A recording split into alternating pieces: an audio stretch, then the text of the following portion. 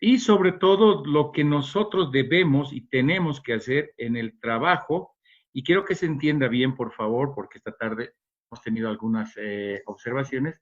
Este es un trabajo de intervención a niños, niñas, adolescentes víctimas de agresiones sexuales.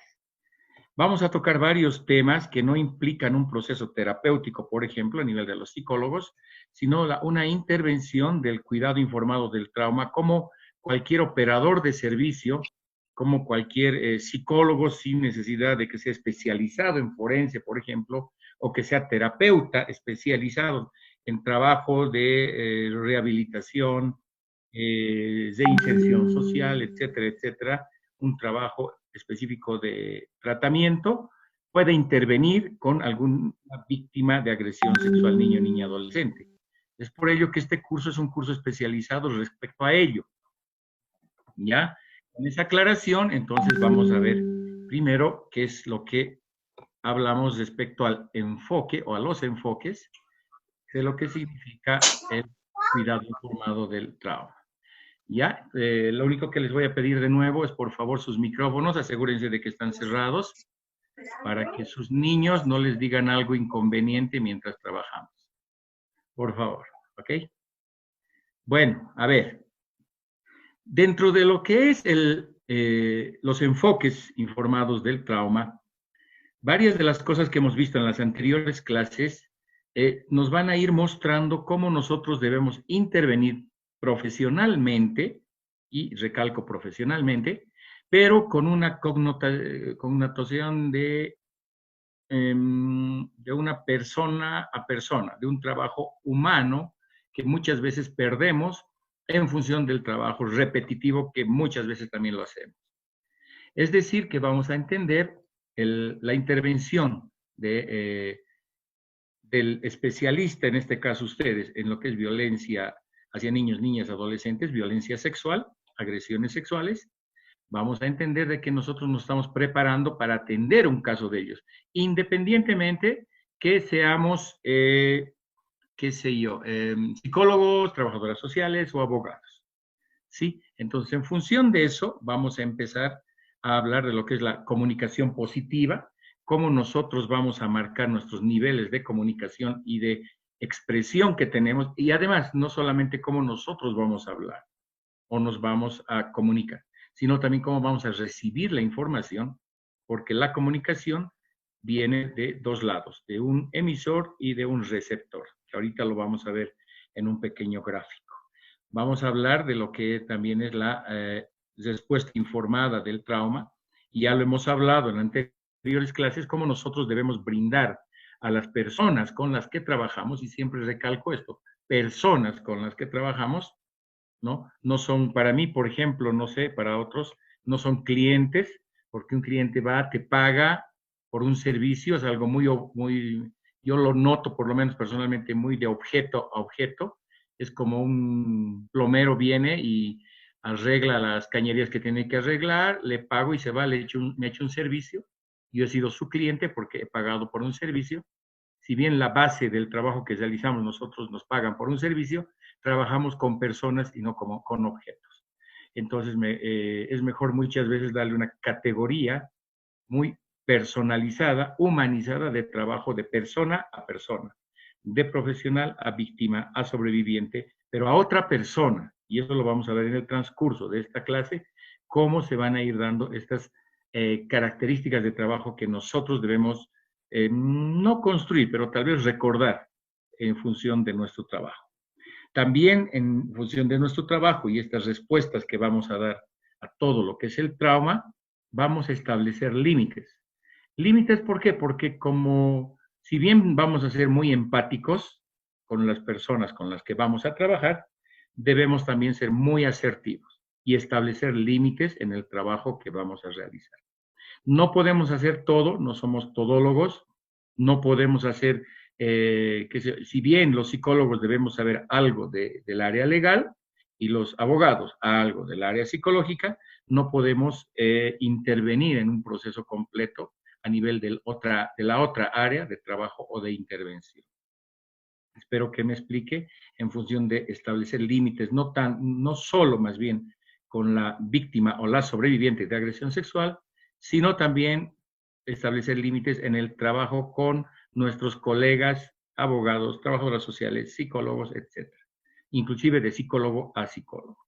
No nos olvidemos que los psicólogos también tenemos líneas o ramas, si quieren llamarlo así, de acción en la cual vamos a trabajar.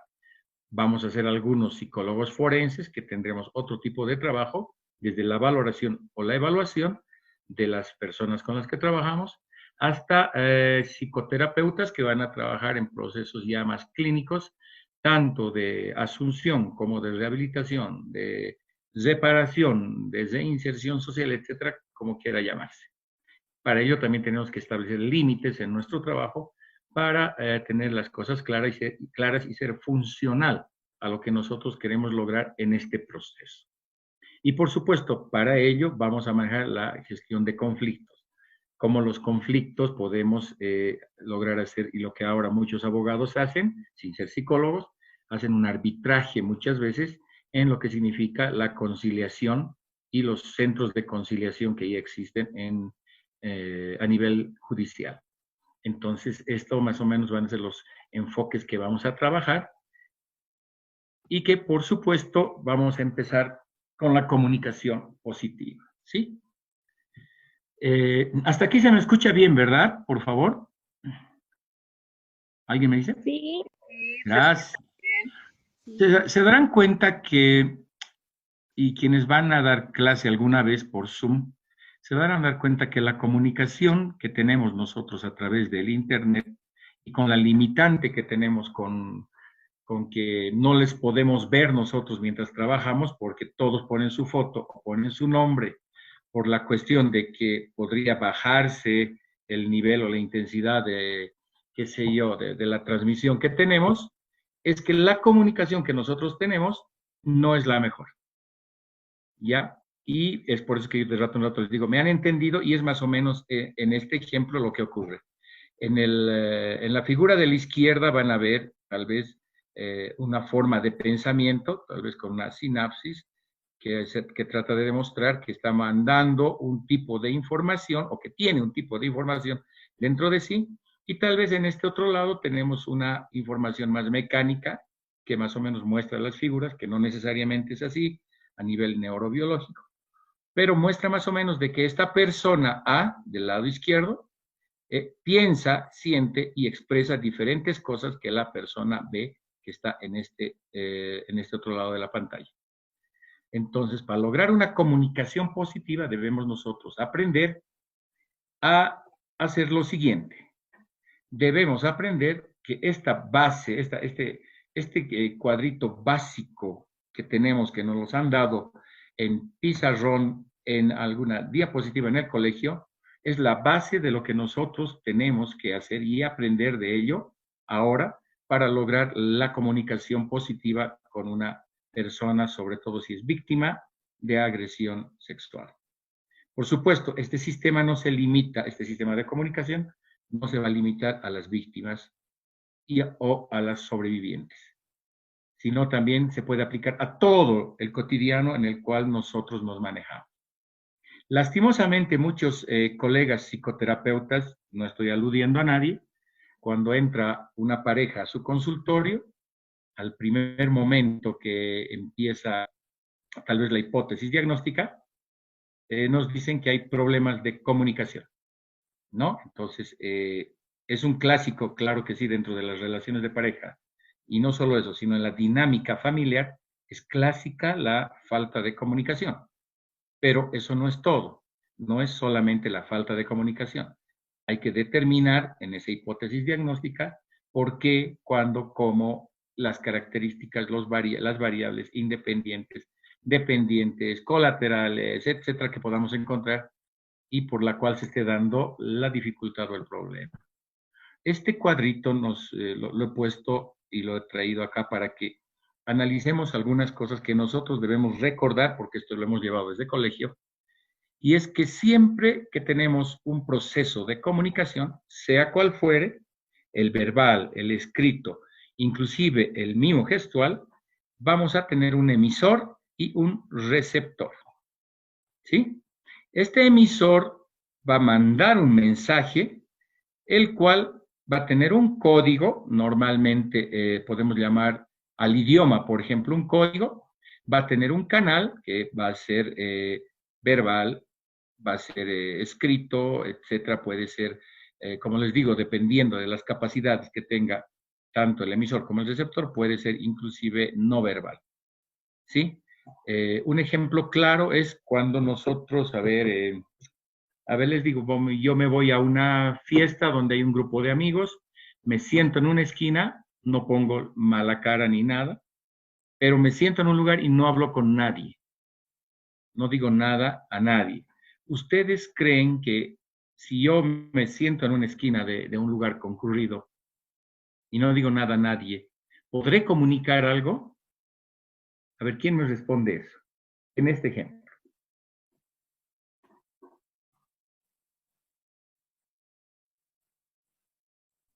¿Alguien que se anime? Muy buenas noches, Jorge.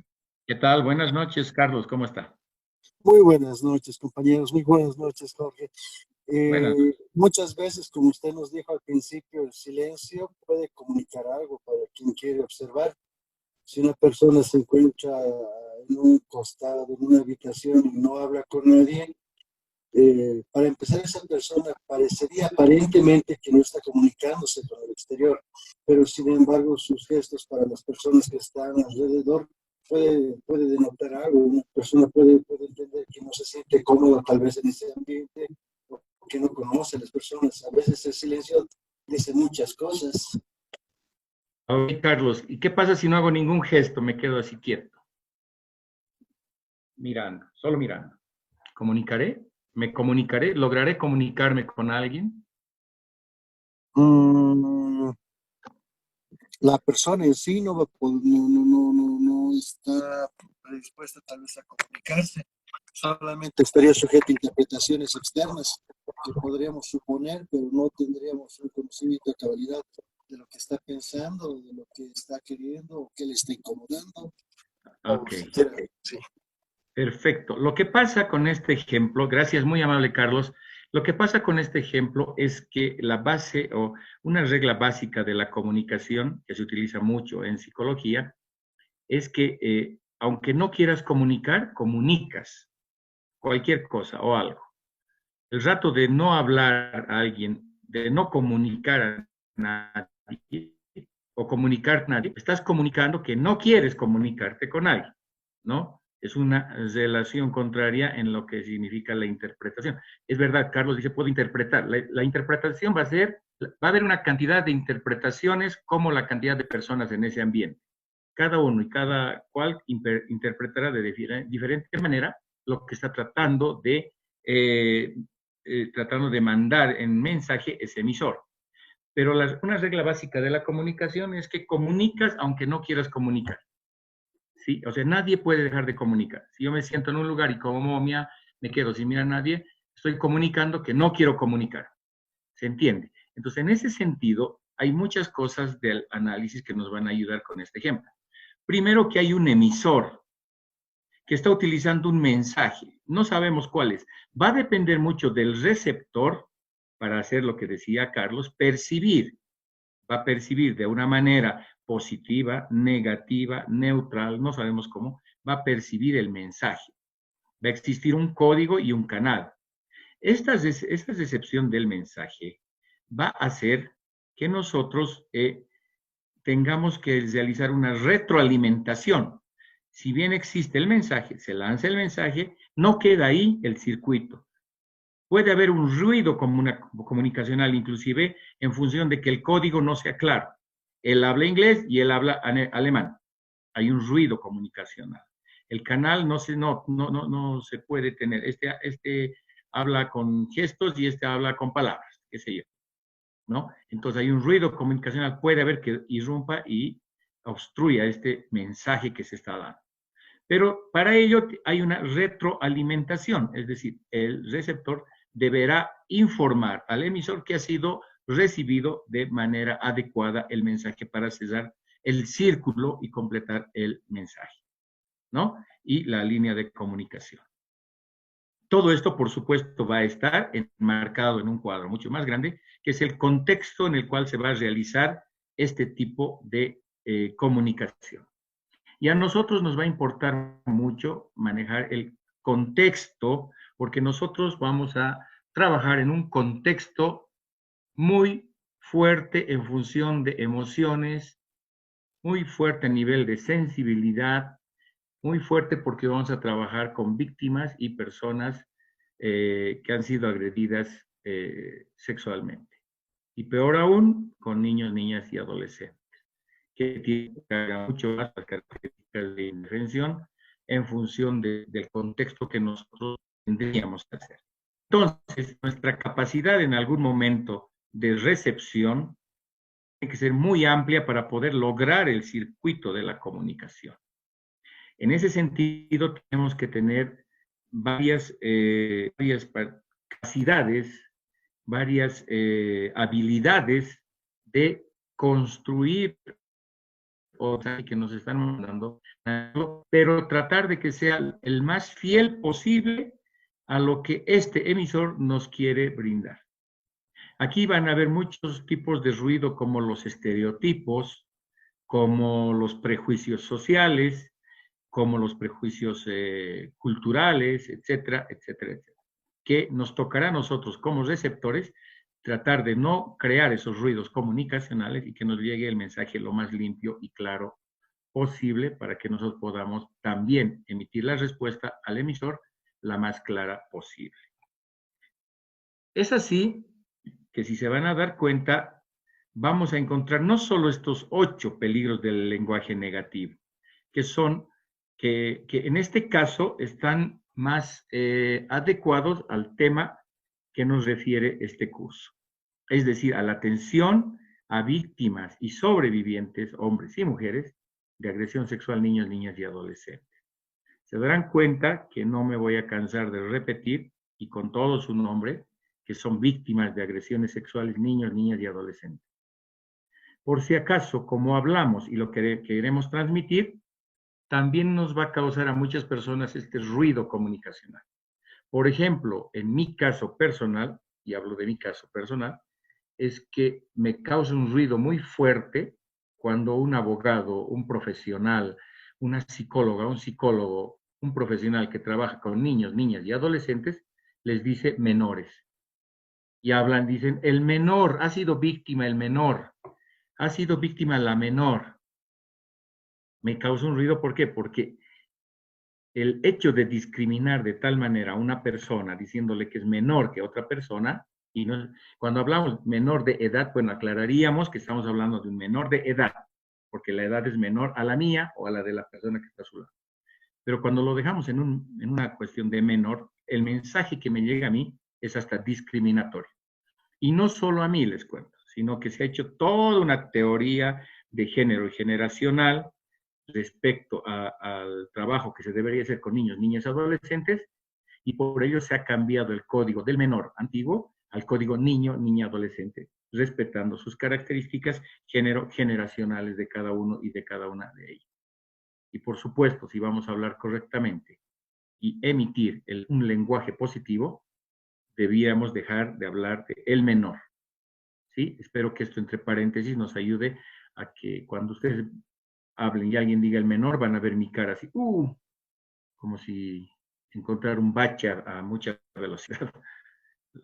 Entonces, vamos a empezar con estos 8, más o menos, yo lo he reducido a 8, pueden haber más, pero son los que más vamos a encontrar, no solo en nuestro trabajo, sino en el entorno de trabajo en el cual nos desarrollamos profesionalmente.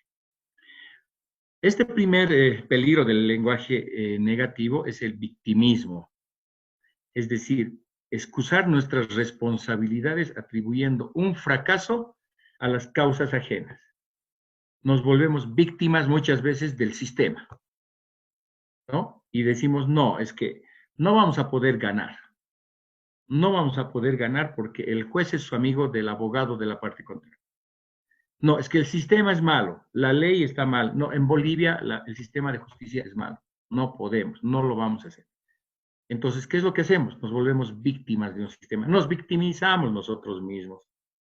Y si nosotros en este lenguaje de trabajo con las víctimas y sobrevivientes de agresiones sexuales mandamos este mensaje, esa persona que trabaja con nosotros no va a estar eh, satisfecha con el trabajo que nosotros podríamos realizar, porque va a decir, no, esta persona es derrotista, ¿no? Y mostrar victimismo ante una persona que nos necesita y que nosotros podemos brindar y debemos brindarle el apoyo, no es lo mejor.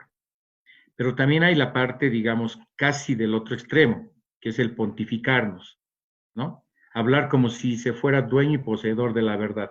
He escuchado a muchas personas, profesionales, abogados, psicólogos, con este tipo de posición, con este tipo de lenguaje, donde se pontifican, donde se creen lo mejor del mundo, los más capaces, los más inteligentes y los que van a solucionar todo. Lastimosamente en el camino se va a ver que no es así. Y transmitir eso a una víctima sobreviviente de agresión sexual no es tampoco lo mejor, porque estaríamos mostrando de que una falsa verdad, ¿no? Estaríamos, como dice la siguiente forma, estaríamos disfrazando muchas veces, tratando de compensar un hecho con otro y quitarles relevancia al otro, ¿sí? Estaríamos tratando de disfrazar el proceso, el caso, la intervención, muchas veces.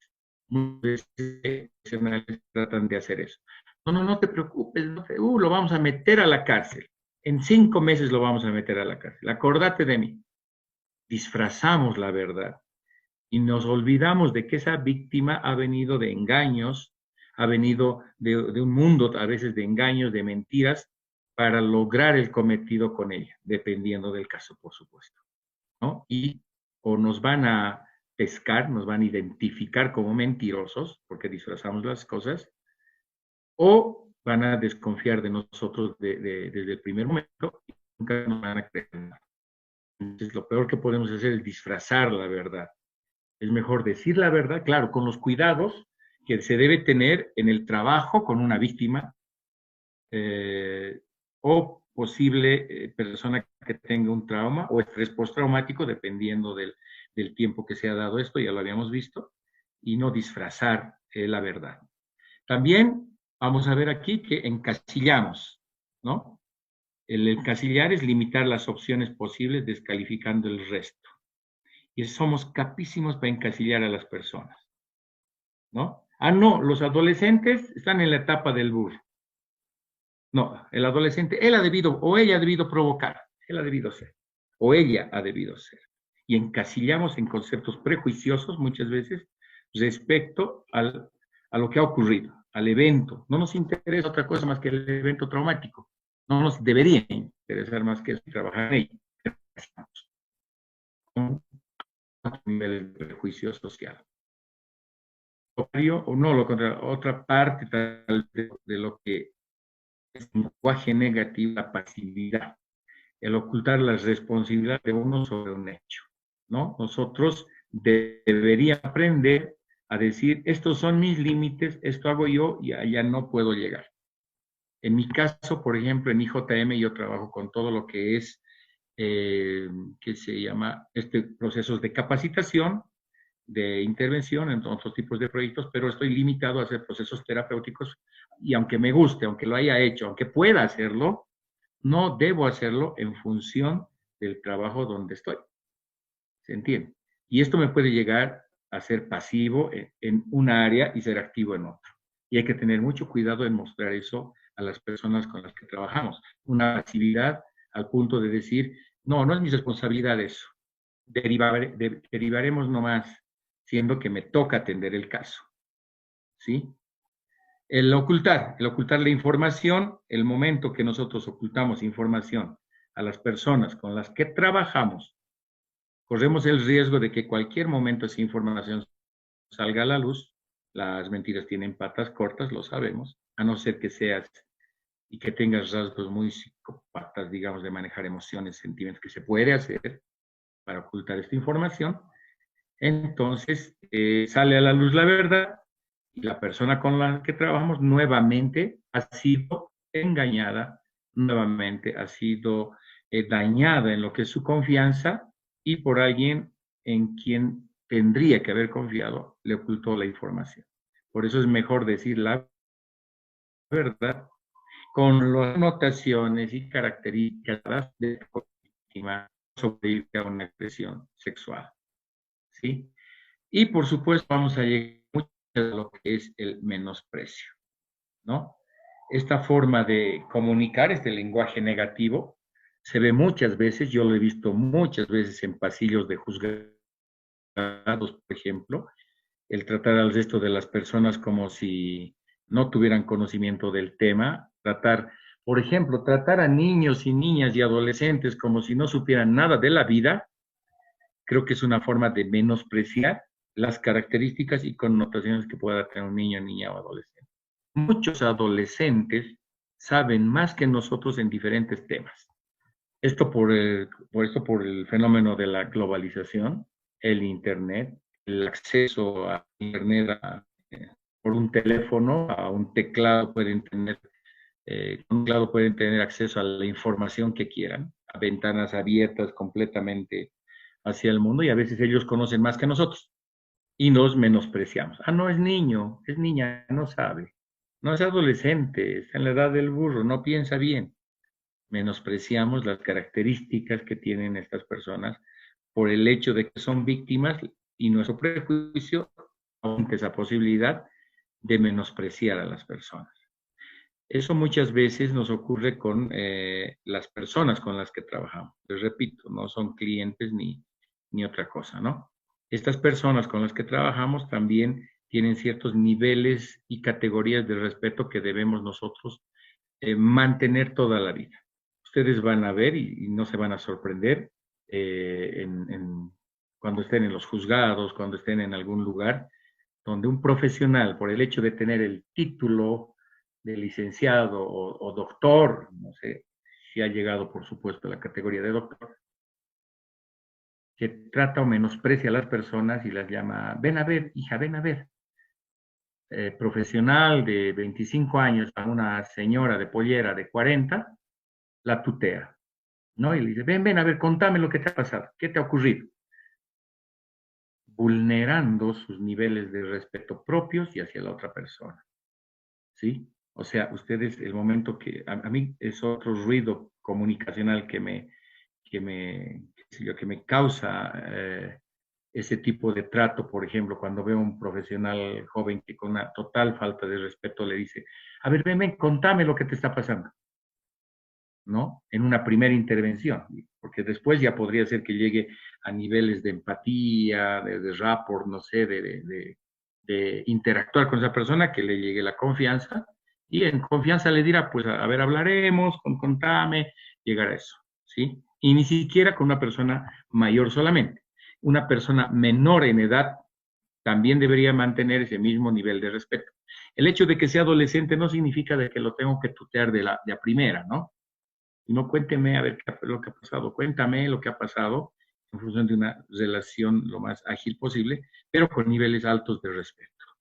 Y nosotros muchas veces, lastimosamente, tal vez no nosotros los que estamos en este curso, espero que no, pero muchos profesionales irrespetan, menosprecian a las personas, ¿sí? Y las personas no crean que no se dan cuenta, sí se dan cuenta, ¿ok? Y por supuesto, hay el concepto de valorar, de estar importancia a las aportaciones de los demás. Y esto de valorar se da muchísimo en el contexto profesional y hasta de colegas. Nosotros sabemos como profesionales en área y también ustedes colegas, abogados y trabajadoras sociales, se van a dar cuenta que hay profesiones que tienen, entre comillas, categorías altas o se creen que tienen categorías altas, ¿sí? Entonces son niveles que se manejan, ¿no? No, es el doctor, ¿no? Y estoy hablando de médico, por ejemplo. Posiciones altas muchas veces, lastimosamente, y sin ofender, solamente, qué sé yo, acogiéndome a estudios que se han hecho, posiciones altas son de médicos, por ejemplo, ¿sí? Que son el doctor, ¿no? Entonces, ese tipo de posiciones y de minusvalorar a lo que es la profesión de la persona que está a nuestro lado, también se constituye en un peligro y respecto a la transmisión de lo que nosotros queremos hacer en nuestros niveles de comunicación. Es decir, si vamos a hacer un equipo como el que vamos a hacer en este curso y en el curso de la tarde, yo ya les había dicho, o sea, a mí no me gusta mucho que me digan licenciado en este curso porque no es necesario. Tal vez será pertinente en un proceso judicial, en un proceso legal donde sí sepan los demás, la parte contraria, que se tiene un licenciado, que tiene maestría, que tiene doctorado, que tiene estudio en A, en B, magnífico en funciones de trabajo. A nivel de conformar, por ejemplo, un equipo como el que queremos hacer en estos cursos con IJM, es mejor que tengamos una relación horizontal en todo el sentido, donde nosotros aprendemos, los psicólogos de los abogados, ellos aprenden de nosotros y compartimos la información en función de un objetivo común, el cual va a ser brindar la atención especializada a un niño, niña o adolescente que no tiene el dinero para contratar abogados, psicólogos, trabajos sociales, de las cualidades y características que tienen ustedes y que los van a defender a capa y espada. Como en las épocas de las cruzadas, van a ser caballeros y damas defendiendo una noble o un noble objetivo tal vez, que es brindar seguridad o buscar justicia con niño, niña o adolescente víctima de agresión sexual. ¿Ok? Entonces, para ello necesitamos tener en cuenta que cuando hablamos podemos también transmitir un concepto negativo tanto de nosotros, del proceso o de lo que se quiere hacer en este sentido. Entonces, muy importante va a ser que tengamos cuidado en muchos aspectos y uno de ellos es el lenguaje corporal. El lenguaje corporal es muy significativo en el trabajo que nosotros realizamos con víctimas y sobrevivientes a las agresiones sexuales, más aún niños, niñas y adolescentes. Por supuesto, nuestro lenguaje corporal tendrá que tener el cuidado de ser utilizado en función de las características generacionales de la persona con la que trabajamos. Es decir, voy a tener diferentes tipos de posiciones, en la mayor parte, mejor dicho, en las mejores veces positivas con estas personas, de amplitud, de interés respecto a lo que nos dice, diferente hablar con una persona con los brazos cruzados, cabizbajo, asintiendo, no atendiendo, no mirándola. Estoy tratando, espero que me estén viendo, tratando de ser lo más gráfico posible, una entrevista en la cual la otra persona nos vería como, uy, no le importa nada a él o a ella lo que yo estoy diciendo. El lenguaje corporal cerrado es ese más o menos, una falta de contacto visual, brazos o piernas cruzadas, y es más, suena mi celular y agarro, hola, sí, un ratito, ahorita te atiendo, ¿no? Y no le voy a dar prioridad a la persona con la que estoy trabajando, que es lo que debo hacer. Esta es una de las cosas más negativas que nosotros podemos ofrecer a las personas con las que trabajamos. Otro error en el que incurren o incurrimos, tal vez nosotros muchas veces, es en hacer preguntas de ¿por qué? ¿No? Pondrá a la persona a la defensiva y esta persona se podría sentir juzgada. Por supuesto, todo esto lo que estamos hablando va a depender de las etapas en las cuales nosotros vamos a hacer la entrevista. Y esta más o menos se enmarca a una primera entrevista, a las primeras veces que nosotros nos encontramos con esta persona víctima de agresión sexual. Y lo primero que quiere escuchar una víctima de agresión sexual, más bien lo que no quiere escuchar es que le pregunten por qué. ¿Y por qué no te has ido a tu casa? ¿Y por qué has ido a esa fiesta? ¿Y por qué no has gritado? ¿Y por qué no has dicho? ¿Y por qué no nos has contado? ¿Y por qué? ¿Y por qué? En un sentido tal vez de que la víctima o la sobreviviente se va a sentir juzgada o juzgado. ¿Sí? Entonces hay que tener mucho cuidado en preguntar el por qué. Podemos hacer esta pregunta tal vez en una etapa donde realmente necesitamos la información y esta persona haya tenido una mediana estabilidad en lo que significa su proceso traumático o estrés postraumático, dependiendo de la etapa y del momento en el cual se encuentra. Debemos, o nosotros más bien, debemos evitar el asegurar rápidamente las cosas, ¿no? Esto va a manifestar indiferencia o falta de empatía. En el ejemplo que le damos en la entrevista, ¿no? O sea, decir rápidamente, sí, sí, ya te he entendido. Y no, ya te entiendo. El clásico ya te entiendo, ¿no? No, yo te entiendo, yo te entiendo. O sea, no podemos entender, a no ser que hayamos sido víctimas de un abuso, estupro, agresión sexual. Tal vez podríamos entender algo de lo que, y ni así, porque yo puedo entender de una manera mi problema traumático y la otra persona la entenderá de otra manera. Eso será parte de su construcción de personalidad, será parte de su estructura social e interacción social, de sus factores resilientes, y seguiría enumerando muchas cosas más respecto a su reacción en función del mismo, inclusive episodio traumático. El asesoramiento, su papel es ser oyente. El papel de nosotros, en el mayor de los casos y en los procesos de agresiones sexuales a niños, niñas y adolescentes, va a ser nuestro papel de ser oyentes. Oír, atender y entender a la víctima, a la persona que está tratando de decirnos qué es lo que le ha ocurrido, o cómo se siente, o qué quiere, o por qué está ahí, ¿no? Repito, dependiendo del proceso, del tiempo y lo que hagamos. Pero en este caso nosotros estamos tal vez enmarcando el trabajo en una intervención en crisis, en una intervención de una víctima de agresión sexual niño, niña, adolescente, donde lo que más va a querer esta víctima, esta sobreviviente, es ser oído, ¿no? Y, por supuesto, daremos sugerencias para reflexionar. No marcaremos la línea de acción que tendrá que hacer. Tal vez en el caso de los abogados sí van a ir marcando, pero poco a poco, no en esta primera intervención de entrevista, poco a poco lo que se va a hacer, cómo se va a hacer y lo que se quiere. Es más, preguntando a la persona con la que trabaja qué es lo que quiere, hasta dónde quiere llegar, cómo lo van a hacer, y se armará un proyecto de intervención con la misma víctima o sobreviviente.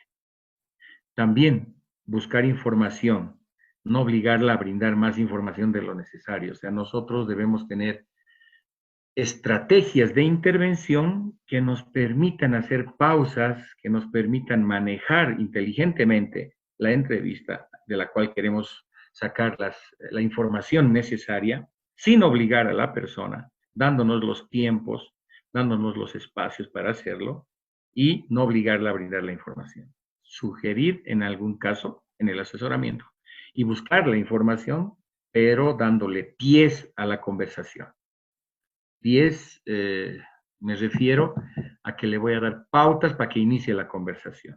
Los terapeutas sabrán, o sea, encontrar el punto del ovillo y lanzarlo para que el ovillo siga rodando hasta que desenmarañamos todo el enredo que hay. ¿Sí? Entonces, más o menos es eso, ir buscando la información necesaria sin obligarla, miren, lastimosamente lo que yo les digo en algunas instancias, como defensorías de la niñez, policía, tal vez no se tiene el tiempo, porque uno llega a las 8 de la mañana y la fila son de 10 o 15 personas que ya están esperando la atención, y por supuesto, minuto que pasa, minuto que se suma otra persona, y es casi imposible dar a todas las personas el tiempo que deberíamos darle a todas las personas. Pero en el mejor de los casos lograr hacerlo, y sobre todo nosotros que no estamos en esa defensoría, ¿no? Luego, esto de buscar la información y solamente dar sugerencias para reflexionar, ¿no? No necesariamente nos tendría que llevar a ser condescendientes o transigentes con estas personas. Hay que evitar las declaraciones como pobrecito, sé cómo te sientes, porque no sabemos cómo se siente. A no ser, y eso, yo les digo, alguien me dirá, pero yo soy víctima de agresión sexual, sé cómo se siente. Bueno, tendrá tal vez una mejor idea de lo que le pasa, de los sentimientos que tiene, pero esa persona no se siente como usted, porque esa persona ha tenido otro papá, otra mamá, su agresor es diferente, es más edad, es menos edad, ha habido otras circunstancias, características para la agresión sexual, ha habido otro tipo de luz tal vez, etcétera. No es lo mismo. Sin embargo, en procesos terapéuticos ayuda mucho encontrarse con pares, les cuento. Es decir, saber que yo he sido agredido sexualmente y al frente de mí hay otra persona que ha sido agredida sexualmente, me hace sentir que no estoy sola, que no soy la única persona quien sufre, digamos, esto, y que la otra persona es más, la otra persona incluso ya estudia, ya está mejor y yo puedo alcanzar eso. Muchas veces utilizamos a nivel terapéutico en lo que significa la restauración de la víctima o la sobreviviente, el trabajo de pares. Tal es así que en IJM tenemos un grupo que se llama el Grupo Fénix, el cual trabaja con jóvenes y adolescentes víctimas de agresión sexual, que son sobrevivientes a la agresión sexual y ahora son personas que han vuelto a vivir. Por eso se llama Grupo Fénix, porque tienen otra vida en función del problema que han tenido, han construido o deconstruido sus vidas y están en caminos muy avanzados que ayudan mucho a la persona que ingresa a este proceso. ¿Sí? Pero nosotros, como interventores, un alto porcentaje no sabemos lo que es una agresión sexual más que en el texto o en lo que nos han contado nuestros pacientes o las personas con las que trabajamos. Entonces, no es necesario que seamos condescendientes o transigentes y aceptar todo lo que nos diga la otra persona, ¿verdad? La predicación, ellos están para desahogarse. Incorrecto decir deberías o no deberías. Y lo hemos llevado en todo lo que es el cuidado informado del trauma.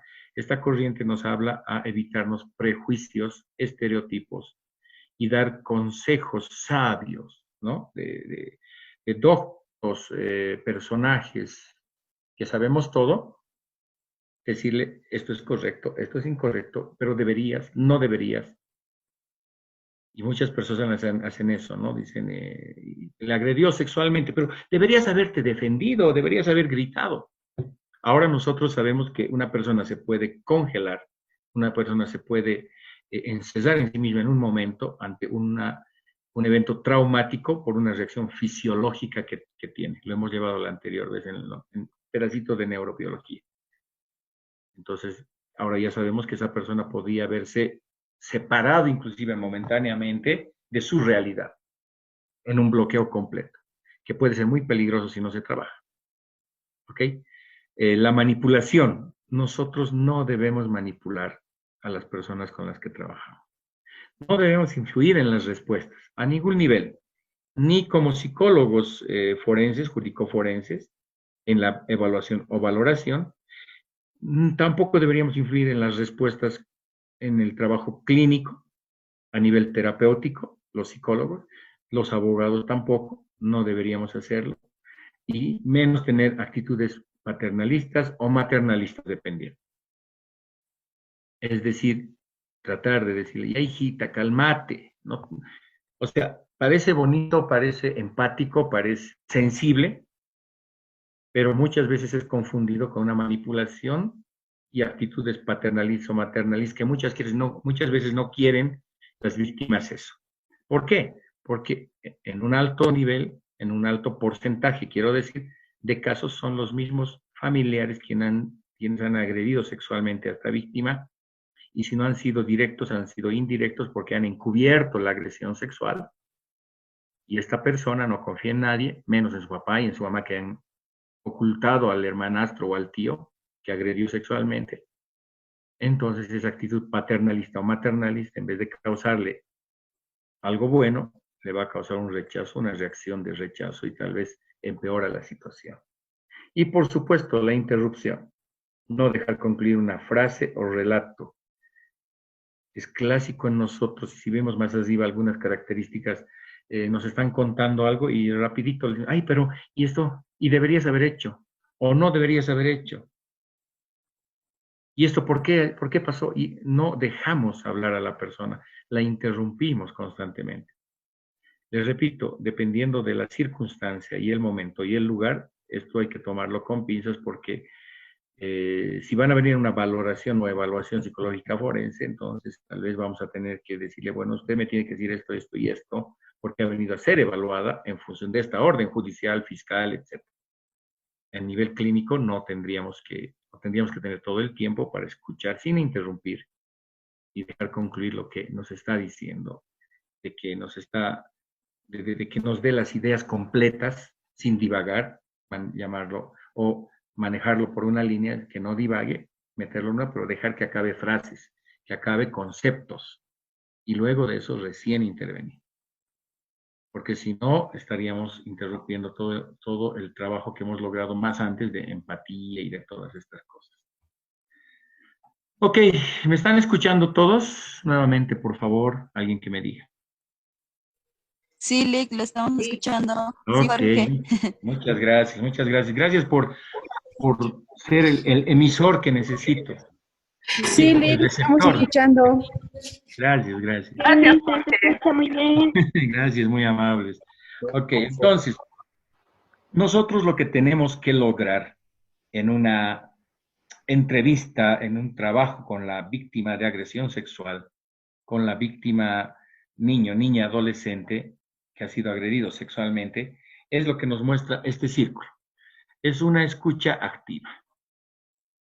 Una escucha activa no significa de que tenemos que o taparnos o destapar los oídos solamente para escuchar. Significa que debemos aprender en ese abanico de conceptos que tenemos ahí, aprender a descifrar esos mensajes, encontrar esos códigos de comunicación, ¿no? Donde hasta el silencio puede ser una forma de comunicar, ¿no? Debemos nosotros ver las señales no verbales que nos están lanzando las personas y nosotros tenemos que aprender. No es necesario que seamos psicólogos experimentados o psicoterapeutas de hace muchos años, podemos hacerlo si tomamos atención, si aprendemos a leer a las personas en sus manerismos, gesticulaciones, en todo lo que es lo mimo gestual, si nos miran, si bajan la cabeza, si miran a un lado, al otro, arriba, abajo, tenemos que aprender poco a poco a ver qué nos están tratando de decir. Las señales no verbales son súper importantes en el trabajo que tenemos, porque muchas veces la palabra va a estar interrumpida con llanto, con angustia, con labilidad emocional, con muchas cosas que van a interrumpir esta comunicación. Y nosotros tendríamos que aprender a leer estas señales no verbales, ¿no? El llanto, el ensimismarse, qué sé yo, el tener rechazo, digamos, al contacto.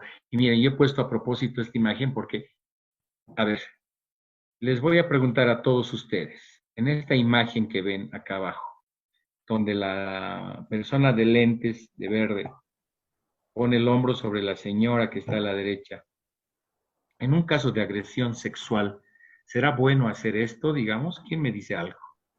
¿Será bueno que le demos ese apoyo a la persona para que esté bien, para que mejore, para que se sienta querida? ¿Qué piensan? A Tal ver, vez ¿quién no me sea, dice? A ver, Carlos, dime. no, me disculpas, tal vez no sea lo más indicado el contacto físico de buenos y primeros, porque justamente la agresión que ha sufrido es en el ámbito físico, por lo tanto puede ser reticente a la Un poquito víctima. más fuerte, Carlos, se te escucha bajito. Ahora me puede escuchar Ah, mejor. mejor, mucho mejor. Ok, lo que veo es que no puede ser muy conveniente el hecho del contacto físico. La persona ha sido víctima de una agresión sexual, de una agresión física, por lo tanto puede mostrarse reticente a justamente de buenas primeras a sentir ese contacto físico. No lo vería muy conveniente, pero no lo vería conveniente. Ok, gracias, Carlos. Buenísimo. ¿Alguien más que quiera decir algo? ¿Alguien más? ¿Están durmiendo, chicas, chicos? Jorge, buenas noches. Hola, ¿qué tal? Buenas noches, te escucho. Bueno, contestando a la pregunta y asintiendo con la opinión del colega, considero que en esta oportunidad no es necesario o bueno, no es pertinente realmente tener contacto físico con la víctima, en tanto si ha sido una persona que ha sido víctima de agresión. Yo creo que tal vez podría ser contraproducente tener este contacto físico en vista de todo lo que ha pasado la víctima, ¿no?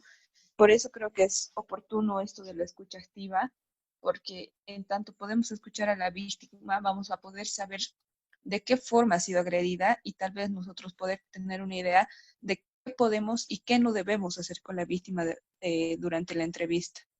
Entonces, creo que no Perfecto. es oportuno el acercamiento físico Ok. tanto como un toque, digamos. Muchas gracias, muchas gracias. Miren, yo les pregunté esto porque esta tarde una colega psicóloga me decía, no, es que el reforzamiento afectivo es bien importante con las personas que están sufriendo. Y miren, les digo, la verdad es que va a depender mucho del proceso en el cual estemos. Si estamos en un proceso de intervención ante una crisis, ante un proceso traumático, ante, ante una víctima, como lo ha dicho Carlos, como lo ha dicho también la compañera Nicole, ¿no? Nicole lo ha dicho, no podemos pues tener de primera el demostrarle ese tipo de afecto. ¿Sí? Lo que más quiere esta persona en ese momento, y les los digo por experiencia, es ser escuchada, entendida, atendida por una persona y que está buscando, ¿qué está buscando? Está buscando una solución a su problema. En ese momento no está buscando afecto porque el afecto ha sido tal vez roto, desvinculado en sus relaciones. Esa muestra de afecto podría ser contraproducente en función de la etapa y del proceso en el que estamos. Tal vez más adelante, en un proceso terapéutico clínico, necesite. Yo tengo 3 o 4 de las personas con las que trabajamos en nuestro proyecto de sobrevivientes, me han mencionado textuales, voy a decir, y esto para el cuidado que tengan los colegas, terapeutas sobre todo. La licenciada me ha dicho, ¿sabes qué? Juanita, te quiero dar un abrazo. ¿Puedo darte un abrazo? Me dijo en la sesión de terapia. Y yo le pregunto y le digo, ¿y tú qué le dijiste? Le dije que sí, porque es la psicóloga y ya sabe lo que hace. ¿Y cómo te has sentido? Muy mal, porque me he sentido pobrecita. Me he sentido que era una víctima de nuevo y que ella tenía pena. Es más, casi llora conmigo la psicóloga. Pero ¿y tú qué quieres de la psicóloga? Yo voy donde la psicóloga para que me dé fuerza, porque yo sé que ella ha estudiado para ayudarme y no para llorar conmigo. Ese es uno de los comentarios que yo se los transmito en función de que tengamos mucho cuidado en las intervenciones que tengamos. Creo que lo ha dicho Carlos. Después de que una víctima de agresión sexual es atendida por alguien, hay que tener mucho cuidado, incluso el de ser hombre el que interviene primero. Abogado o psicólogo, ¿no? Mucho cuidado. El acercamiento físico puede ser como una alerta para esa persona. Lo hemos llevado a la anterior clase. Le puede causar, en vez de agrado, desagrado. En vez de causarle un bien, tal vez le puede causar un mal y aguantarse por las características, ¿no? Se puede aguantar la persona desde accionar de otra manera. Entonces, estas señales no verbales son las que debemos nosotros tener muchísimo cuidado en identificarlas y leerlas adecuadamente. ¿Sí? Tenemos que reafirmar muchas veces, vamos a reafirmar muchas veces lo que nos están diciendo. Si esa persona nos dice, no sabía lo que estaba pasando, tenemos que decir, sí, es que no sabías porque estabas en un shock, tal vez llamarlo así. No les vamos a explicar exactamente, ¿no? Tu lóbulo frontal, que es de la racionalidad, no le vamos a explicar tal vez así, neurobiológicamente. O tu amígdala va a ser que haya un latido más fuerte de tu corazón y que va tu reacción de defensa, no, pero vamos a reafirmar lo que ella nos está diciendo. Es que yo no me, qué sé yo, me he paralizado, no sabía qué hacer, lo juro. Sí, tienes razón, puede ser que sí, tu cuerpo se ha paralizado porque hace un mecanismo de defensa, tranquila. ¿Me entiendes? Estamos reafirmando lo que nos dice esa persona porque es lo que está creyendo. Sin irnos al extremo de ser completamente funcionales a lo que quiera decir, ¿no? O dejarnos manipular. Hay que tener mucho cuidado en esos extremos. Tenemos que ser alentadores de ánimos, claro que sí. Decirle a la víctima, a la sobreviviente, lo que les estoy diciendo a cada rato. Oye, ya no eres una víctima. Eras una víctima hace 10 horas. Cuando te agredió sexualmente, eras una víctima. Tampoco tenías la culpa porque eras una víctima. Tú has sido víctima de un maldito degenerado que tiene problemas mentales, sociales, que es un monstruo. que no se debe poder ni mirar al espejo. ¿Sí? Tú eres una víctima, has sido una víctima, pero estás aquí ahora buscando ayuda, estamos tratando de buscar, entonces eres una sobreviviente a esa agresión sexual. Eres una sobreviviente, ya no eres una víctima, eras una víctima. Eres una sobreviviente a una agresión sexual y que estás sobreviviendo a ese trauma, a esa cosa tan fea que te ha pasado y estás bien, estás viva y tienes que seguir adelante. Es más, te vamos a ayudar a que no solo sobrevivas, sino vamos a reconstruir tu vida. Vamos a hacer otro tipo de cosas que vean que no te han dañado el alma, tu ser. Dañaron tu cuerpo tal vez y a la fuerza, pero hasta ahí. ¿Se dan cuenta? Un discurso como este o parecido ante una víctima tendría que ser una carga alentadora de ánimos, de darle fuerza, de que esa persona diga, pucha, me pueden ayudar, puedo salir adelante. Porque si yo, como psicólogo o psicóloga, empiezo a lagrimear y a llorar a su lado o a abrazarla, y decirle, qué pena, ¿por qué te pasan? ¿Por qué Dios permite estas cosas? No estamos siendo alentadores de sus ánimos. Es más, nos estamos volviendo parte del problema. Nos estamos involucrando tanto, ¿no? Emocional y afectivamente, que no vamos a ver racionalmente las salidas que se tienen para este conflicto, para este problema, para este proceso traumático. ¿Sí? Entonces, este etiquetado emocional debemos tratar de no hacerlo. Con esta escucha activa, esos etiquetados emocionales los vamos a ir sacando. Vamos a validar, vamos a reafirmar y validar lo que nos dice esa persona. Le vamos a creer, en otras palabras. Vamos a creer lo que nos está diciendo. Puede ser que tengan ciertas connotaciones de fantasía construidas para justificar sus acciones, ¿no? Es que solamente he tomado 2 cervecitas y por eso se ha aprovechado de mí. Podemos saber nosotros que no ha ocurrido que eran 2, que eran 2 cajas de cerveza. O podemos ir a otro ejemplo tal vez menos feo, decir, no, yo no quería, o bueno, él me ha obligado porque yo solamente he ido una vez a su casa y ha ido 5 veces a su casa. Pero tenemos que validar lo que nos está diciendo. Decirle, bueno, yo te creo, tranquila, tranquilo, yo te creo. Sé que me estás diciendo la verdad y tienes que decirla. Entonces, ¿qué hacemos? Logramos con esta escucha activa que esta persona, primero, con nuestra empatía, logramos nosotros que esta persona se aferre más a nosotros en función del trabajo que tenemos que hacer. Crea en nosotros y sepa que tiene a este otro lado alguien, otra persona, que es profesional, entre comillas, que le está ayudando y va a trabajar profesionalmente en su problema. No va a llorar abrazado a ella, pero tampoco la va a tratar como si fuera lo máximo, el gran profesional, y ella menospreciada sin nada. Y por supuesto, esta escucha activa también tiene que estar con una carga alta de silencio.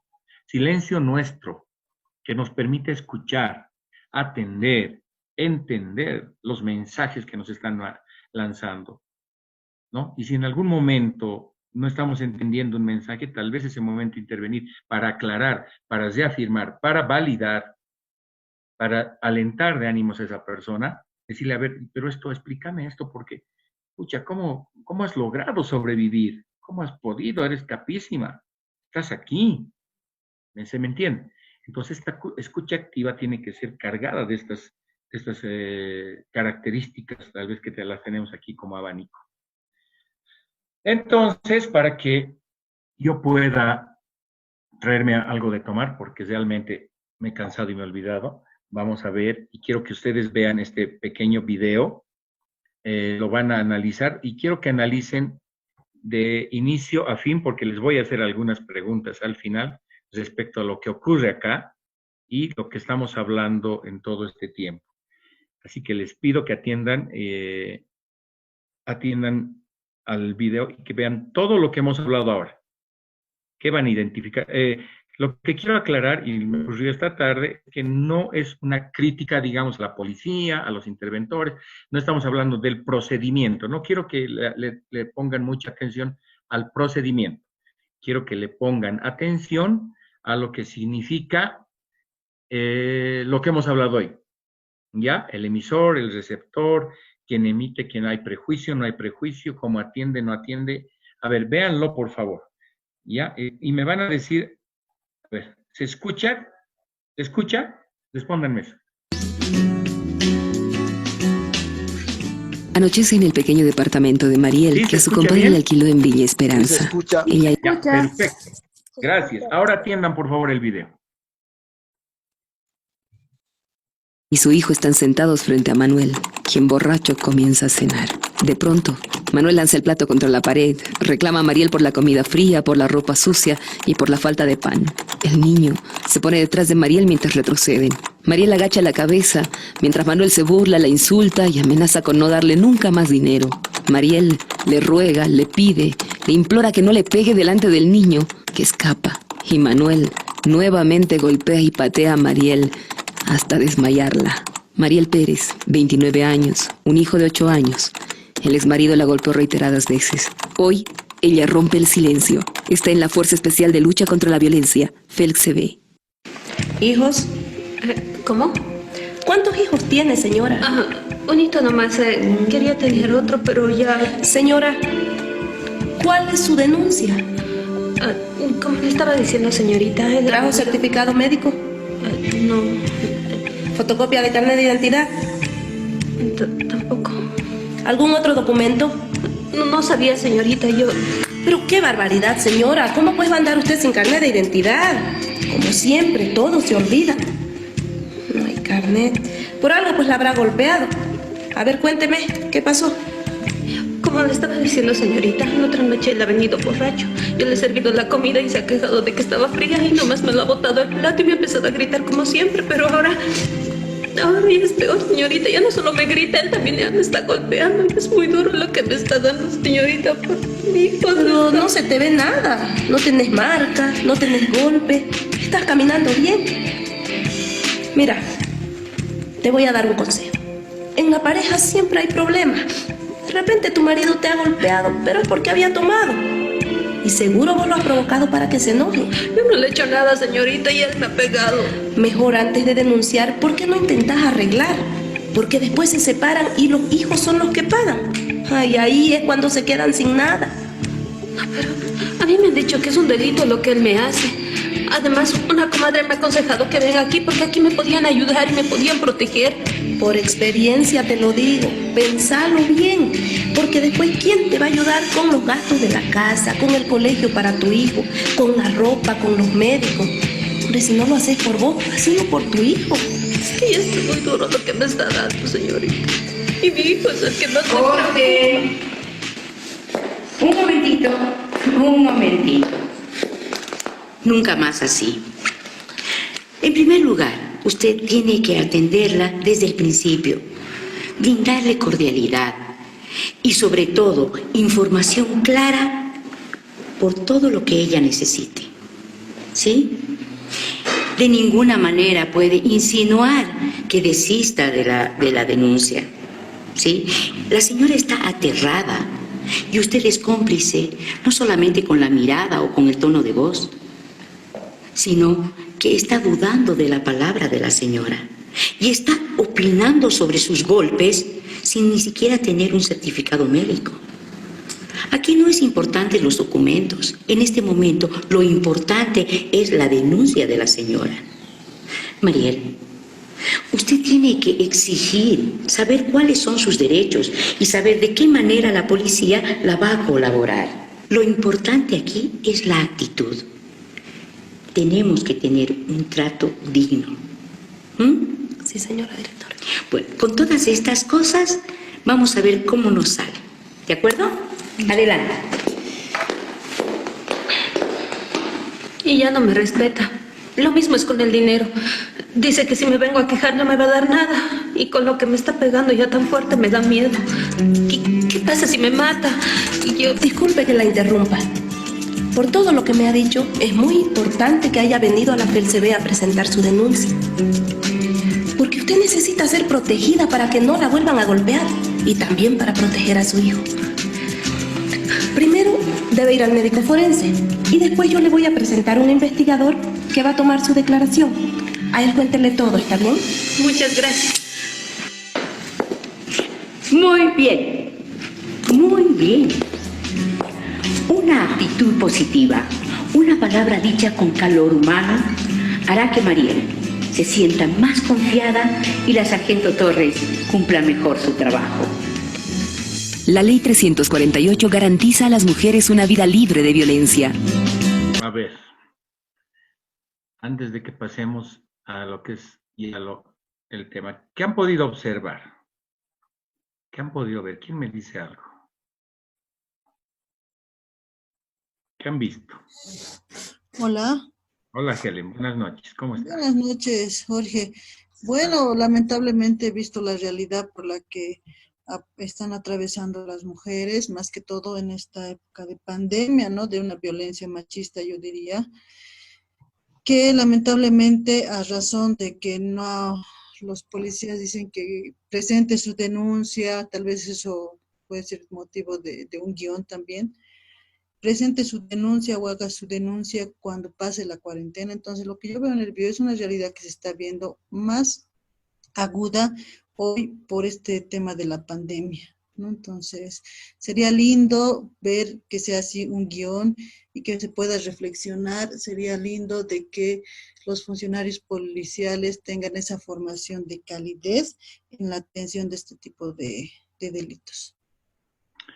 Gracias, Helen. A ver, quiero decirles algo antes de que sigan opinando. Vamos a opinar luego, Eva, por favor.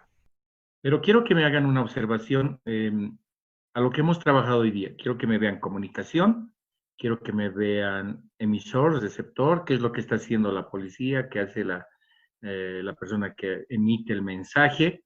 Sabemos que tenemos problemas graves y gravísimos en lo que es policía, FCB, Defensorías de la Niñez y Adolescencia, en muchos lugares. Y la idea no es el análisis de ahora, con este ejemplo, no es ese análisis del sistema está mal, trabajan así, no trabajan así. Quiero que identifiquen qué es lo que pasa en lo que significa la atención de un caso.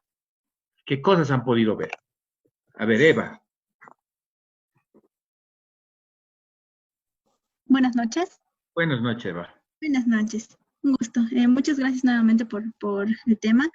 Bueno, hay algunos problemas, ¿no? En la comunicación, a pesar de que la señora que acude a presentar su denuncia, no se le permite comunicarse adecuadamente, ¿no? A pesar de que ella tiene la predisposición de hacerlo, se le va cortando deseo de expresarse, por un lado, ¿no? Entonces, por otro lado, ya viendo cuál es la actitud de la persona que la entrevista, en este caso la sargento Torres, no establece un contacto de mirada, tiene una posición más enfocada, su postura es más enfocada hacia el documento que estaría llenando, más que ver incluso a la persona que estaría comentando, ¿no?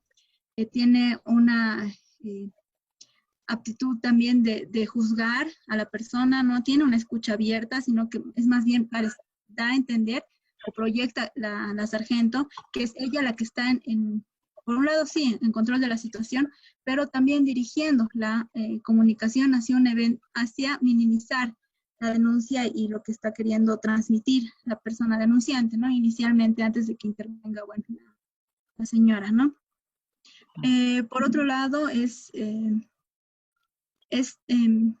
bueno, había dicho que tiene una postura de juzgar hacia un sentido negativo y la hace sentir en una nueva forma de ataque, ¿no? Un ataque hacia la veracidad de su denuncia, hacia la veracidad de sus lesiones, hacia la misma conducta que tendría esta persona. Incluso le da a entender que le podría entender la denunciante que habría merecido incluso un castigo violento, ¿no? Y le hace sentir sola. Gracias, Eva. Gracias. No, mentira. A ver, escuchen. ¿Qué acabo de hacer con Eva? Eva, ¿cómo te has sentido? ¿Cómo te has sentido? Ya, gracias, Eva. ¿Cómo te has sentido? Y perdón que utilice, no se preocupe, Eva. Pero ¿cómo te has sentido cuando me estás hablando, estás expresando algo? Y sí, digo, ya, gracias. Sinceramente, como que me excedí, digamos, o que estoy hablando de más y que quizás no sea importante lo que vaya a decir. Correcto. Gracias, Eva. Miren, no, tú vas a continuar, pero yo quería hacer esto para que nos demos cuenta todos, porque nos ha ocurrido y nos puede ocurrir a nosotros mismos. Imagínense una víctima de agresión sexual que está tratando de de contarnos, y le digamos ya gracias. Y te repito, lo siento, Eva, pero quería que todos nosotros nos demos cuenta qué es lo que puede pasar. Eva nos acaba de decir, no, me he sentido, o sea, se siente uno mal. Y eso que Eva es profesional, no está en una situación de trauma, espero, ¿no? Pero se siente mal, ¿verdad, Eva? Sí, es un poco coercitivo, ¿vale el término? Es coercitivo, es tajante, o sea, te sientes, ay, y te haces retroceder en lo que estabas tratando de decir, ¿verdad? Esa es la idea que nosotros debemos. A ver, continúa ahora sí, por favor, Eva. Acaba tu concepto. Bueno, eso, básicamente que la persona se ha sentido desacreditada, desprotegida, como que no importaba lo que ella tenía para decir, que estaba sola y que no estaba siendo recibida desde ningún punto de vista, empezando de la denuncia, empezando de su afecto, del trauma que está teniendo, ha tenido una tras otra barrera que le han coartado que ella progrese, ¿no? Y que sea bien ayudada. Correcto, sí. Muchas gracias. Ahora sí terminaste, ¿verdad? Y Lo ahora sí, siento. gracias. Ahora ¿no? sí, gracias. Vamos a hacer lo siguiente. Las personas que intervengan ahora van a activar su video más, por favor, para que vayamos conociéndonos a ver tal vez poco a poco. Estefanía, creo, y luego Carola. Gracias, No, Eva, un lo momento, siento. Jorge. Vamos a dar la palabra primero a Paola Nívarro, que antes del video quería expresar su comentario, pero hemos proseguido con el video, entonces ahora le daremos la palabra a ella, por favor. Ok, ya, por favor. Paola, le Dale, escuchamos. Paola, Jorge, ¿qué tal? Buenas noches. ¿qué tal? Quería, Activa tu video, por favor. está mal mi video, te cuento. Ay, ya, ni modo, a ver. Entonces, lo voy a Dale, arreglar Paola. para la próxima. Lo que quería opinar es sobre el tema del contacto físico con una víctima de violencia. No creo que sea en todos los casos el que no se pueda brindar el tipo de contención emocional y física. Hay víctimas que realmente te piden en plena sesión que les des un abrazo. Entonces nosotros como psicólogos no podemos ser un muro que no nos pueden ni decir nada y tenemos que brindar esa contención emocional porque para eso estamos, ¿verdad? Es como tú decías, que son etapas en las que se va avanzando con la terapia y puede haber un momento en que la misma víctima nos solicite un abrazo o, no sé, acercarse a nosotros o sentir una palabra de calidez, pero con contacto físico. Entonces, yo te hablo esto porque a mí sí me ha pasado esto y por el mismo hecho de yo saber lo que tú hablabas, que el psicólogo no tiene que contaminarse, no tiene que hacer parte de, hacer el problema de la otra persona parte de mi problema, pensé que no podía hacer este contacto físico, pero sí he tenido que hacer este contacto físico con una persona que es víctima de violencia.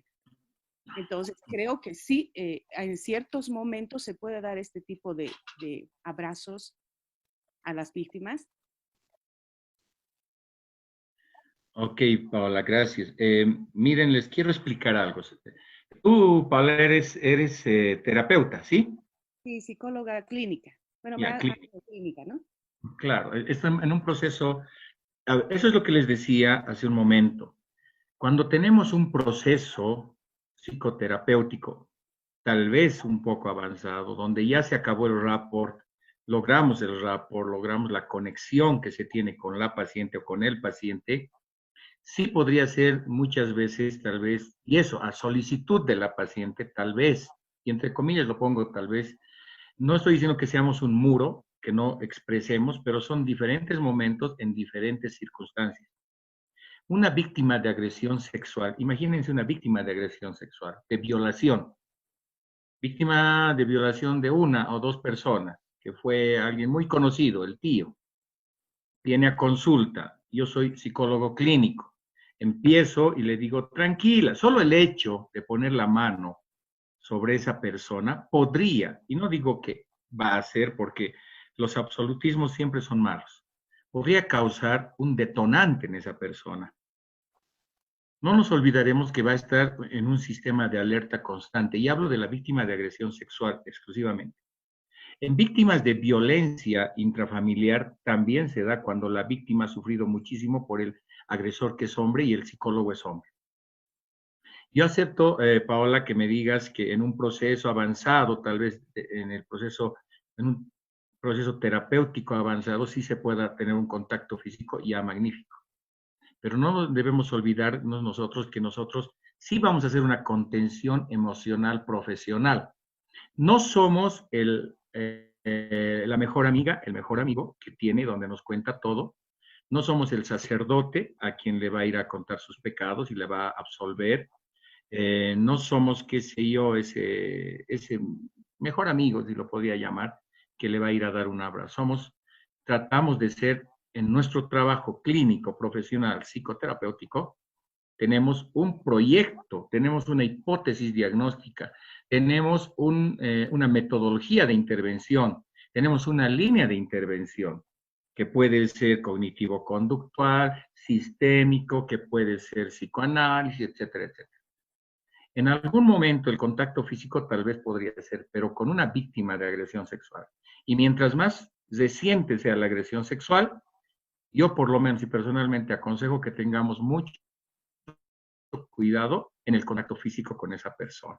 ¿Sí? Por supuesto podemos variar en lo que significan los conceptos de trabajo, pero en víctimas de agresión sexual hay que tener el doble de cuidado que una víctima no quiero minimizar otra cosa, pero con otro tipo de víctima.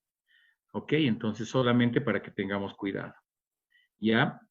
Fabiola, ¿alguien más quiere hablar? Y ahora sí vas a dar la palabra a Estefanía Alcázar y luego voy a leer uno de los comentarios y vamos a hacer la dinámica así para que todos tengan cobertura. Gracias. Estefanía, te escuchamos. Gracias, buenas noches. ¿Me escucha bien? Sí, muy bien, y se te ve bien también. Magnífico. Gracias. Buenas noches. Bueno, con respecto al video, cosas muy puntuales en cuanto a comunicación. Y entiendo que es una caracterización que por lo visto muy bien hecha, porque incluso el lenguaje no verbal se nota. En un principio se ve incluso que la persona parece no darle importancia al relato de la persona que acude a hacer la denuncia. Eso incluso se ve incluso el miedo que siente la persona al ser juzgada cuando hace la denuncia. ¿Y qué pasa aquí? Incluso se llega a perder la información importante para después. Y creo que es algo a destacar yo. Personalmente pienso eso, es algo a destacar, que se pierde información. Y además que si existe este sesgo que lamentablemente existe incluso en otros países, que es el sesgo de contexto, que porque son educados así, lo pongo entre comillas, es que existe este sesgo.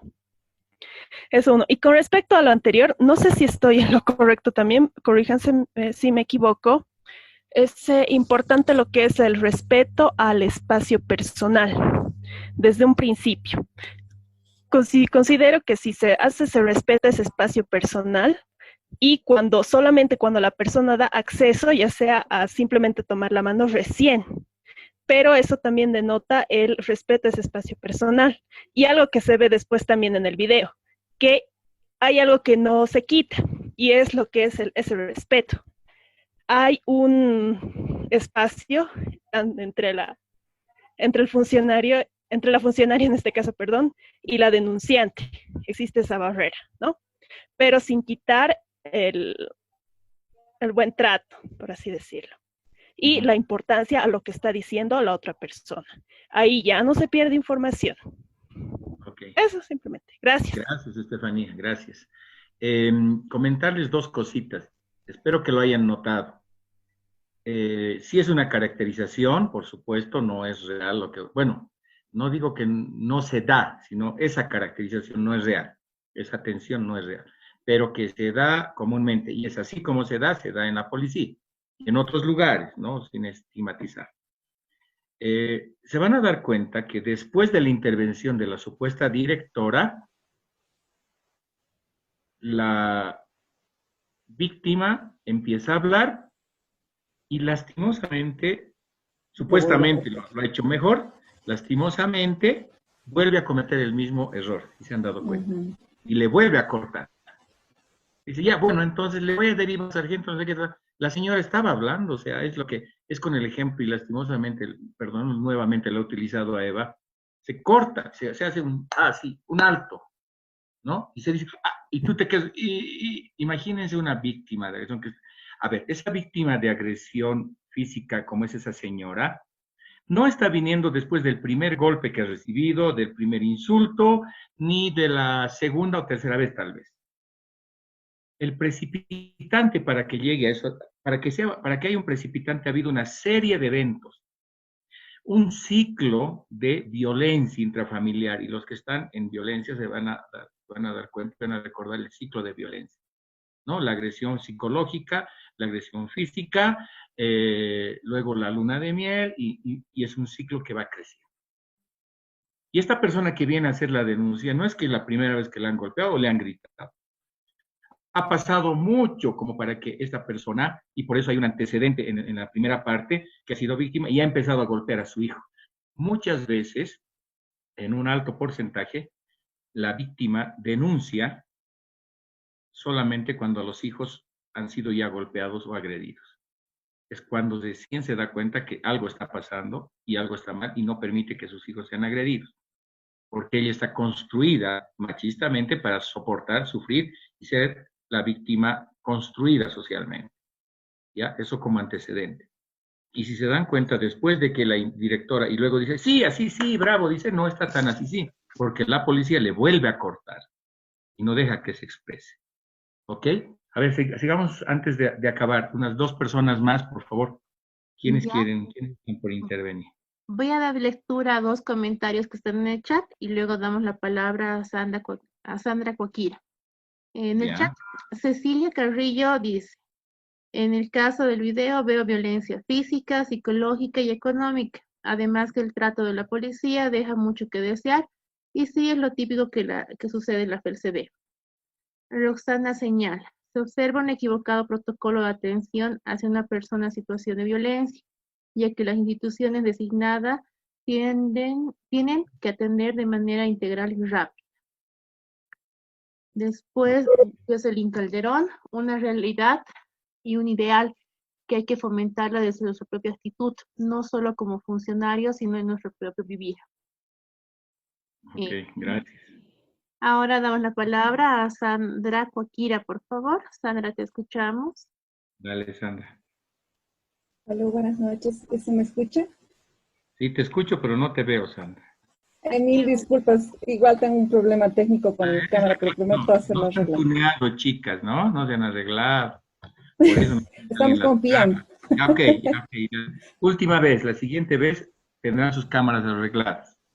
Muy bien, Jorge. Dale, es Sandra. una promesa. Bueno, al punto específico del proceso comunicacional, y es importante puntualmente, lamentablemente no es solamente una realidad en el caso de una denuncia fuera específicamente la FELCB, es en muchos otros espacios que se comete este tipo de errores, pero yo quisiera puntualizar en el tema de, muchos decimos y conocemos teóricamente que se atienda con calidez, con respeto, etcétera, pero eso lamentablemente muchos, incluso incurrimos muchos profesionales en no llevarlo a un plano práctico, sino simplemente lo tenemos en teoría. Específicamente en el video he notado obviamente desde el punto de vista comunicacional que existe mucho ruido, como se había expuesto en un principio, ya que hay prejuicios, la comunicación está totalmente interrumpida. En este caso, y lo más lamentable es que estamos al frente, primero, que la víctima ha ido a la FELCB, es obvio que está yendo a tratar un tema de violencia, básicamente, ¿no? En segundo lugar, la oficial, o en este caso la policía, que es también una dama, es mujer. Muchas veces el hecho de ingresar a un terreno donde no desconocemos cómo nos van a tratar, obviamente lo primero que necesitamos es ser escuchadas, básicamente la naturaleza de la mujer, necesitamos ser escuchadas. Entonces, en este caso hay mucho ruido y muchos prejuicios de por medio. Ahora, por otro lado, también observo algún error cuando la directora interviene y obviamente hace nuevamente le dice a la policía, tú tienes que tratar con respeto, con calidez, etc. Pero obviamente si la policía, en este caso que recibe primigeniamente la denuncia, y ella considera que va a derivar a un investigador, entonces considero que previamente la persona que va a recibir la denuncia ya tiene que evitar todos esos temas, requisitos formales, etcétera, y simplemente tiene que hacerle sentir de que es bienvenida esta víctima y que tiene que hacerle sentir que va a ser escuchada y va a ser ayudada, ¿no? Entonces, en este caso también la supuesta directora también en una segunda oportunidad le dice a la víctima, tú tienes que reclamar los derechos.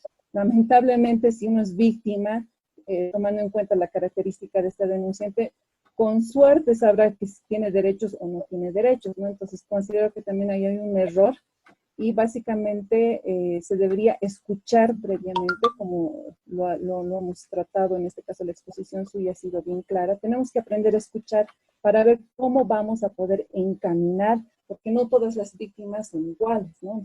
La naturaleza del hecho que haya ocurrido no son iguales. Por un lado, ¿no? Y por el otro lado me gustaría simplemente acotar el tema de la ayuda psicológica en este caso. Considero que en una primera instancia, en una situación normal, entre comillas, es muy difícil, digamos, contarle una cosa tan personal, tan dolorosa en cierto momento, contarle de primera, contarle a una persona extraña, y peor aún que invada tu espacio personal. Entonces considero que lo más aconsejable previamente, insisto, es escuchar y ver cómo podemos tratar a la víctima, y considero que no es prudente en una primera instancia poder invadir ese espacio con un criterio de te estoy dando apoyo emocional. Bueno, ese sería mi aporte, Jorge. Muchas gracias. Ok, Sandra.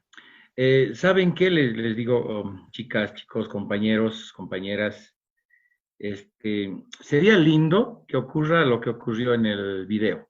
Que venga alguien, diga, alto, cambia tu forma de ser, atiende mejor, y que la policía desde ese día atienda mejor. Esto de comunicarse, esto de aprender a comunicarnos, son construcciones personales. Todos nosotros tenemos una historia detrás de nosotros, la cual nos ha llevado y nos ha enseñado a comunicarnos. Esta comunicación, lastimosamente, es muy subjetiva de esta persona a esta persona. Les doy un ejemplo. La persona A dice, hoy día me voy a dormir temprano, suponiendo que es una pareja. Ok, se va a dormir temprano, ¿no? Se va a dormir seguro a las 8 o a las 9. Para esta persona temprano es las 8 o las 9 de la noche. Pero para esta persona temprano es las 11 o 12 de la noche. ¿Me entienden? Entonces, el rato que se van a dormir, esta persona a las 8 de la noche ya está cambiada, cepillada, etcétera, y ya está a punto de dormir.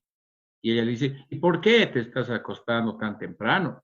Pero tú has dicho que temprano íbamos a dormir. Pero para temprano falta 2 horas para que sea la hora de dormir. ¿Se entiende? Lo que decimos no siempre es recibido de la manera en la cual nosotros pensamos que nos estamos recibiendo la información.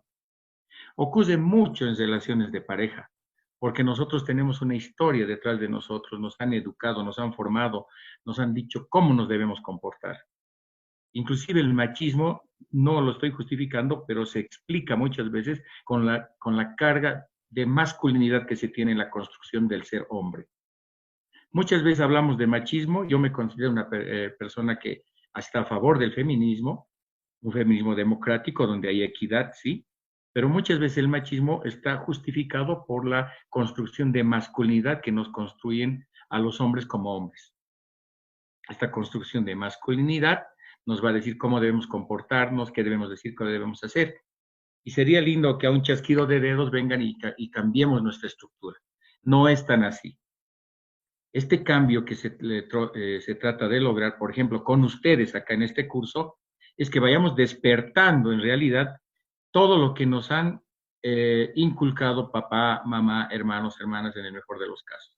Y es el aprender a escuchar, entender, el reaprender, el recordar, como queramos llamarlo, pero que nosotros nos volvamos tan sensibles con una persona que para mí parecer no es necesario abrazarla ni darle un fuerte apretón con el cuerpo para decirle, sí te entiendo, sí estoy contigo, sí te voy a apoyar, ¿no? Entonces, este apoyo afectivo emocional tiene que tener una carga de profesionalidad, de respeto a los espacios físicos, a esos espacios que han sido vulnerados agresivamente por otro ser y que en ese momento existe una desconexión respecto a lo que significa sus relaciones interpersonales. ¿sí? Entonces, si nosotros tenemos que tener esta connotación o esta demostración tal vez de afecto, lo podemos hacer de diferentes maneras. Y sigo pensando que hay que tener mucho cuidado con esto de los contactos físicos de personas a personas, sobre todo en agresiones sexuales, más aún a niños, niñas, adolescentes que son menores de edad y que tiene que estar el papá o la mamá. Debe haber inclusive, por cuestión de legalidad, estos acercamientos no se pueden dar así nomás. Por eso le decía hace rato a Paola, va a depender del contexto, va a depender de la situación, va a depender del proceso en el cual nos encontremos con la paciente en este caso, o con la víctima o la sobreviviente de agresión sexual. Hay que tener mucho cuidado con ello entonces, ¿sí? Y para terminar, vamos a ver qué hemos aprendido más o menos hoy. Estos puntos claves del aprendizaje de hoy. Primero, el uso de herramientas de comunicación no son el todo, ¿sí? Pero nos auxilian para ayudar a sobrevivientes en su progresión hacia la recuperación, ¿sí? Estas herramientas que tenemos, la escucha activa, la observación, tanto de la parte, digamos, de la forma o del sistema en el cual se está comunicando la víctima o la sobreviviente, cuáles son los mensajes que nos lanza a nivel mimo gestual, mirada, inclusive en algún momento podemos identificar lo que nos está diciendo, podemos leer, digamos, en la expresión mimo gestual, el movimiento pupilar inclusive de lo que nos quieren decir. Se usa mucho en lo que significa las valoraciones o evaluaciones psicológicas forenses para ver si nos mienten o no nos mienten. Aclaro, no podemos decir a un juez es que el movimiento pupilar era arriba a la izquierda que nos denota. No podemos decir eso, pero sí nos puede ayudar a que nosotros digamos, no, esta persona nos está mintiendo y voy a implementar un instrumento, una herramienta, qué sé yo, un test psicológico tal vez para ver que me está mintiendo. Me ha dado parámetros mi observación para implementar una herramienta que va a ser mucho más útil en ese momento y para esa situación. Entonces, estas herramientas serían muy importantes que nosotros las identifiquemos y las trabajemos en función del trabajo que vamos a tener además. Una mayor parte de la comunicación se realiza sin palabras. Debemos entender que la víctima de agresión sexual, niño, niña o adolescente, dependiendo de, por supuesto, sus características personales, dependiendo de su género generacional y contexto, hablando en las situaciones, nos va a comunicar de diferente manera, ¿sí? El contexto va a influir, por supuesto. Va a influir si estamos haciéndole la entrevista en cámara Gesell, diferente a que lo hagamos en la policía o en su misma casa, ¿sí? Va a influir el género, por supuesto, si es mujer, si es niña, si es adolescente, también va a influir la edad en la que se encuentra, la característica generacional, y por supuesto, esto nos tendrían que dar un análisis, tal vez sin palabras, muchas veces, de lo que nos está transmitiendo. Un ejemplo, la adolescente que se sienta con otros, baja la cabeza, se esconde bajo su cabello y no nos dice nada. La primera sí no nos dijo nada. Ese es un ejemplo de que nos está comunicando algo y a veces nosotros no estamos leyendo esa comunicación. Lo que les dije al principio, sin comunicar nos está comunicando que no quiere comunicar o que no puede comunicar ahora. Espero que se entienda este concepto. Hay maneras sencillas para bloquear y promover la buena comunicación. Lo hemos visto, podemos tener otras estrategias más, ¿no? Para tratar de encaminar la entrevista que vamos a tener, sobre todo en beneficio de la víctima sobreviviente, niño, niña o adolescente. Y por supuesto, la confidencialidad es estricta en el trabajo con los sobrevivientes de trauma en todo momento, con excepciones claras de cuando existe peligro para su propia vida o para la vida de otras personas, tendríamos que analizar muy bien la confidencialidad si la rompemos o no. Porque si viene un paciente y me dice, mira, Jorge, he comprado esta pistola y hoy día me voy a matar, ¿tendré que romper la confidencialidad? ¿Tendré que no romper la confidencialidad? Tendré que decir, bueno, tenemos un contrato terapeuta-paciente de confidencialidad y qué pena que lo hagas, ¿no? O sea, puedes suicidarte.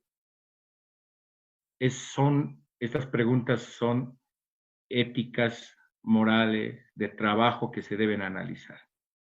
En el caso de las sobrevivientes o los sobrevivientes y de los traumas que puedan presentar, existe un alto nivel de confidencialidad en su trabajo. Sin importar que sean niños, niñas o adolescentes, aunque sean menores de edad, la situación legal es. En el momento que vamos a atender a un niño, niña o adolescente, tenemos que hablar con el papá y con la mamá y decirle, señor o señora, yo voy a atender a su hijo, pero va a haber una relación de confidencialidad terapeuta-paciente, porque yo me debo a su hijo como mi paciente, yo soy su terapeuta, y hay cosas que tal vez no le voy a poder decir, porque es clásica la mamá o el papá que acabada la sesión entra y te dice, ¿y cómo le ha ido? ¿Y qué le ha dicho mi hijito? ¿Qué tiene? Y si yo rompo esa confidencialidad, el paciente volverá con la misma confianza donde mí para que trabaje con él, tal vez nunca más lo vuelva a ver, dependiendo inclusive de lo que me ha contado. En las cuestiones de confidencialidad en el trauma de sobrevivientes a agresiones sexuales, debe haber en todo momento un alto nivel de esta confidencialidad, ¿sí? A no ser que esté en riesgo él u otra persona, por supuesto. Y se ha comprobado, además, ¿no?